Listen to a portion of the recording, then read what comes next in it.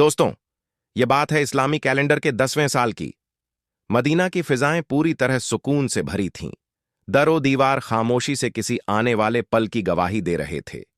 इसी वक्त अल्लाह के आखिरी नबी हजरत मोहम्मद सल्लल्लाहु अलैहि वसल्लम ने एक ऐलान फरमाया।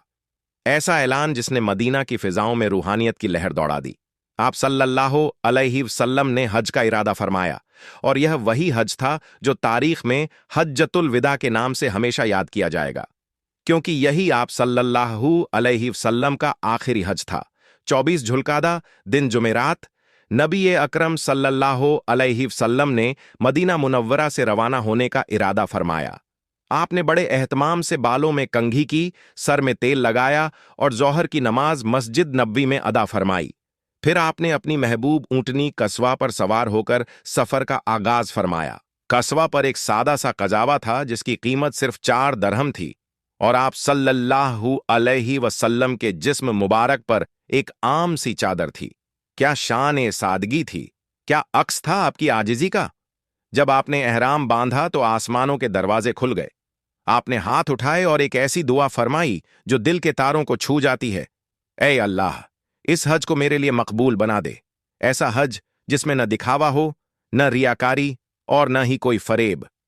इस सफर में आपके साथ थीं वो अजीम खातूनें जो उम्महातुल मोमिनीन कहलाती हैं, यानी मोमिनों की माएं। वो 9 बीबियां ऊंटों पर हौजों में सवार थीं। काफिला रवाना हुआ। ईमान से लबरेज दिल, आंखों में अल्लाह के घर का तसव्वुर और जबानों पर रास्ते में मुकाम झुल हुफा पर असर की नमाज अदा की गई। यहीं से एहराम की नियत की गई और लब्बैक की सदाएं फिजा में बुलंद हुईं। रिवायत में आता है कि हजरत जिब्राइल अलैहिस्सलाम तशरीफ लाए और अर्ज किया, या रसूल अल्लाह सल्लल्लाहु अलैहि वसल्लम, अपने सहाबा को तलबिया बुलंद आवाज में पढ़ने का हुक्म दें, क्योंकि यही हज का नारा है। तो आप सल्लल्लाहु अलैहि वसल्लम ने सहाबा को हुक्म फरमाया, और फिर एक ऐसा रूहानी मंजर सामने आया। हर तरफ से लब्बैक अल्लाहुम्मा लब्बैक की सदाएं उठने लगीं, गोया जमीन और काफिला मुकाम एजी उरैस पहुंचा। रात वहीं गुजारी गई। सुबह की नमाज अदा की गई और फिर काफिला मक्का मुकर्रमा की तरफ रवाना हुआ। जब नबी करीम हजरत मोहम्मद सल्लल्लाहु अलैहि वसल्लम मक्का के करीब पहुंचे तो एक लम्हे को ठहर गए। आप सल्लल्लाहु अलैहि वसल्लम का दिल बैतुल्लाह की जियारत के शौक में बेताब था। आखिरकार जब सूरज की किरणें चमकने लगीं तो आप सल्लल्लाहु अलैहि वसल्लम बाप सलाम से मस्जिद हराम में दाखिल हुए। जब आपकी नजर बैतुल्लाह पर पड़ी तो आप सल्लल्लाहु अलैहि वसल्लम ने वो दुआ मांगी जो हर हाजी का सरमाया बन गई। ऐ अल्लाह, तू ही सलामती देने वाला है और तेरी ही तरफ से सलामती आती है। ऐ रब, हमें भी सलामती अता फरमा और इस घर की इज्जत और अजमत में इजाफा फरमा। फिर आप सल्लल्लाहु अलैहि वसल्लम ने तवाफ का आगाज फरमाया। 7 चक्कर लगाए, हजर अस्वद को बोसा दिया। रिवायत में आता है कि उस वक्त आपकी आंखों से आंसू जारी हो गए। पहले 3 चक्कर आपने तेज कदमों के साथ लगाए, सीना तानकर अल्लाह की कुदरत का इजहार करते हुए। बाकी 4 चक्कर धीमे धीमे अदब और खुशू के साथ मुकम्मल किए। तवाफ के बाद मुकाम इब्राहिम पर 2 रकात नमाज अदा की। फिर जमजम का पानी पिया, वो पानी जिसकी हर बूंद रहमत है। अब बारी आई सफा और मरवा के दरमियान सई की। जब आप सल्लल्लाहु अलैहि वसल्लम सफा पहाड़ी की तरफ बढ़े तो आपकी जबान पर यह कुरानी आयत थी, बेशक सफा और मरवा अल्लाह की निशानियों में से हैं। फिर आप सल्लल्लाहु अलैहि वसल्लम ने 7 चक्कर लगाए। जब सफा या मरवा पर चढ़ते तो क़िबला रुख होकर बुलंद आवाज में तकबीर फरमाते, अल्लाह के सिवा कोई माबूद नहीं, वह अकेला है, उसी ने अपना वादा पूरा किया, अपने बंदे की मदद की और दुश्मनों की फौज को अकेले शिकस्त दी।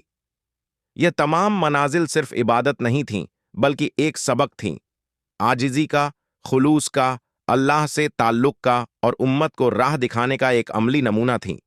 नबी आखिर जमा सल्लल्लाहु अलैहि वसल्लम की आवाज़ हक, सफ़ा और मरवा के दरमियान सही मुकम्मल होने के बाद नबी करीम हजरत मोहम्मद सल्लल्लाहु अलैहि वसल्लम ने अल्लाह की हम्द व सना की और फिर अपने सहाबा को एक अहम हुक्म दिया।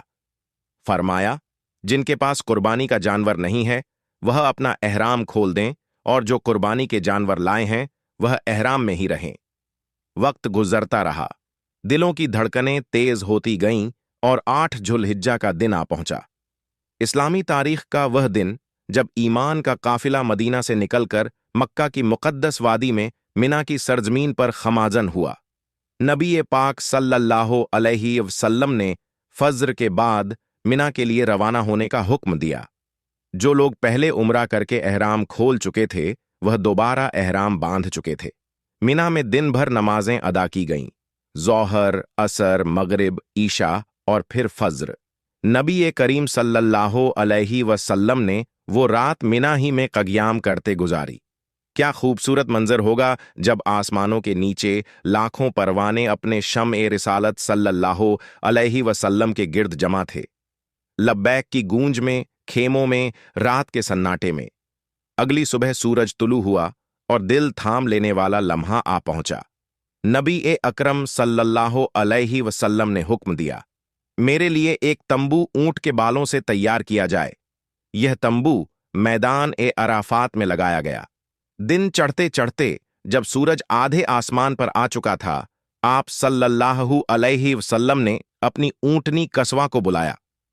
ऊंटनी पर सवार होकर आप सल्लल्लाहु अलैहि वसल्लम उस वसीया ओ अरीज मैदान में दाखिल हुए जहां सहाबा की निगाहें शौक से आपकी तरफ थीं। फिर वो लम्हा आया, तारीख का सबसे असरदार, सबसे सच्चा और सबसे जामिया खुतबा जो एक नबी ने इंसानियत को दिया। लोगों, मेरी बात गौर से सुनो। शायद आज के बाद मैं इस मुकाम पर तुमसे न मिल सकूं। यह जुमला सहाबा के दिल चीर गया, निगाहें नम हो गईं, दिल लरज उठे। तुम्हारा खून, तुम्हारा माल एक दूसरे पर वैसे ही हराम है जैसे आज का दिन, यह महीना और यह मुकाम हुर्मत वाला है। याद रखो, तुम सबको एक दिन अपने रब के सामने पेश होना है और वह तुम्हारे हर अमल का हिसाब लेगा। क्या अजीम पैगाम इंसाफ था यह, क्या मोहब्बत और भाईचारे का ऐलान था। आप सल्लल्लाहु अलैहि वसल्लम ने फरमाया, जिसके पास किसी की अमानत हो वह उसे लौटा दे। हर किस्म का सूद आज से खत्म किया जा रहा है और सबसे पहले मैं अपने चाचा अब्बास बिन अब्दुल मुत्तलिब का सूद माफ करता हूं। फिर जुल्म के खिलाफ ऐलान करते हुए फरमाया, जाहिलियत के जमाने के तमाम इंतकामी कत्ल खत्म कर दिए गए। सबसे पहले मैं रबिया बिन हारिस के बेटे के कत्ल को माफ करता हूं। आप सल्लल्लाहु अलैहि वसल्लम ने लोगों को शैतान से होशियार रहने का हुक्म दिया।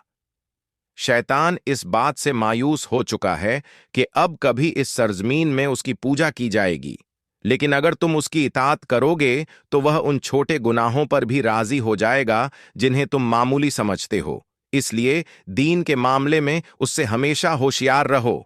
फिर औरतों के हक पर बात की, वो बात जो उस दौर में एक बेमिसाल इनकलाब थी। तुम्हारा अपनी बीवियों पर हक है और उनका भी तुम पर हक है। उनके साथ हुस्ने सुलूक से पेश आओ। उन्हें अल्लाह के नाम पर अपने निकाह में लिया है, उनके साथ नरमी से पेश आओ। वो तुम्हारे पास कैदियों की मानिंद हैं। फिर वह जुमले जो आज भी उम्मत मुस्लिमा के लिए मशाले राह हैं।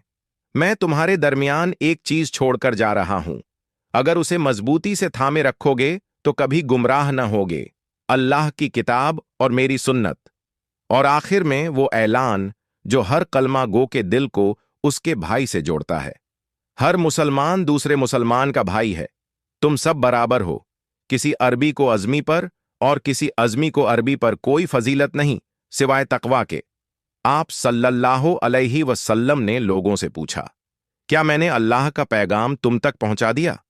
हर तरफ से आवाज आई, जी हां या रसूल अल्लाह।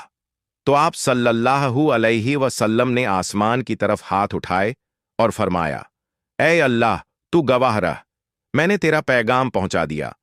जब अराफात के मैदान में नबी करीम सल्लल्लाहु अलैहि वसल्लम ने वो जोश से भरपूर, हिकमत से लबरेज और दिलों को झकझोर देने वाला खुतबा मुकम्मल किया तो आपने अपना चेहरा आसमान की तरफ उठाया, अपनी उंगली को बुलंद किया और बड़ी आजिजी और सच्चाई के साथ 3 बार फरमाया, ऐ अल्लाह, तू गवाह रह, ऐ अल्लाह, तू गवाह रह। क्या ही रूह परवर मंजर रहा होगा। लाखों लोगों की भीड़, लेकिन मुकम्मल खामोशी, सिर्फ एक सदा गूंज रही थी, اللہ کے نبی صلی اللہ علیہ وسلم کی آواز جو فضاؤں کو چیرتی ہوئی عرش تک پہنچ رہی تھی۔ نماز اور مزدلفہ کا سفر۔ پھر آپ صلی اللہ علیہ وسلم نے حضرت بلال رضی اللہ عنہ کو اذان دینے کا حکم دیا۔ اذان کی صدائیں عرفات کی وادی میں گونج اٹھیں جیسے فرشتے بھی اس لہجے سے ہم آواز ہو گئے ہوں۔ اس کے بعد ظہر اور عصر کی نمازیں ایک ساتھ ادا کی گئیں۔ دو اذانیں نہیں دی گئیں بلکہ ایک اذان کے بعد دو الگ الگ تکبیریں ہوئیں۔ اس عمل میں بھی امت کے لیے ایک سبق تھا: اتحاد، ایکتا، سہولت، آسان طریقہ اور یکجہتی، یونٹی۔ پھر ایک قافلہ نبی صلی اللہ علیہ وسلم کے پاس آیا، چہرے پریشان، دل سوالوں سے بھرے ہوئے۔ کہنے لگے، یا رسول اللہ، حج کیسے کیا جاتا ہے؟ آپ صلی اللہ علیہ وسلم نے بہت نرمی اور محبت سے جواب دیا، الحج عرفہ، حج کا اصل مقصد عرفات میں ٹھہرنا ہے۔ جو یہاں ٹھہر گیا اس کا حج مکمل ہو گیا۔ آپ صلی اللہ علیہ وسلم نے فرمایا کہ پورا میدان عرفات وقوف کی جگہ ہے۔ پھر جب سورج ڈھلنے لگا تو آپ صلی اللہ علیہ وسلم نے مشعر الحرام یعنی مزدلفہ کی طرف سفر شروع کیا۔ آپ کے ساتھ اس سفر میں حضرت اسامہ بن زید رضی اللہ عنہ تھے، جنہیں آپ نے اپنی اونٹنی کے پیچھے سوار کیا۔ راستے میں آپ صلی اللہ علیہ وسلم بار بار لوگوں کو نرمی اور احتیاط سے چلنے کی تعلیم دیتے، جیسے ایک رحم دل باپ اپنے بچوں کو تربیت دے رہا ہو۔ نرمی اختیار کرو، کوئی زخمی نہ ہو، کوئی تکلیف میں نہ پڑے،